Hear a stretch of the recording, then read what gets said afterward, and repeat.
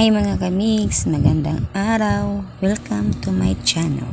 Gagawa po ako ngayon ng ice cream kasi walang order sa cake.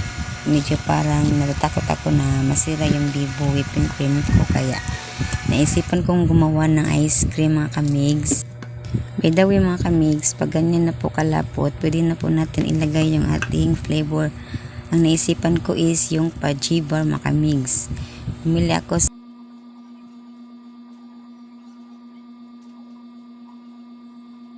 so itatry ko to kasi nasubukan ko na yung chocolate ice cream at cookies and cream. Kaya nag-imbento muna ako ng ganito kung masarap pa siya mga kamigs. Yan mga kamigs, i-mix mo lang siya hanggang medyo parang pakiramdam mo na is lapot na.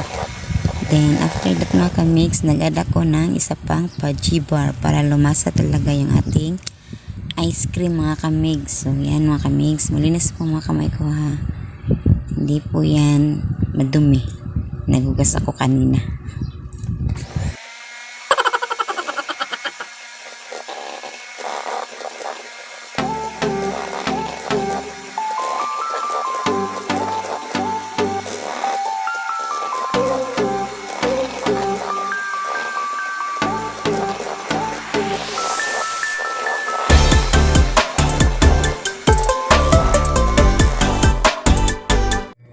May ina-add pala ako dyan mga kamigs, yan pantan flavor at saka green food coloring.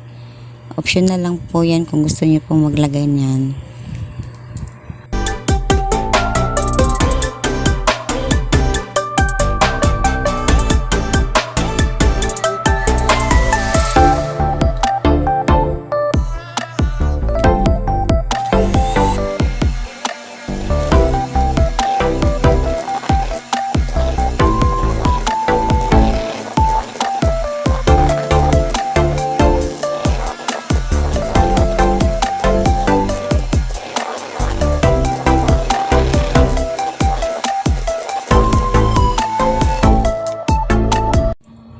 So yan mga kamigs, tapos na akong mag-mix sa aking ice cream at inilagay ko na rin siya sa Tupperware para i-overnight ko siya, and then babalikan ko siya bukas para tignan ko kung ano resulta ng aking homemade ice cream.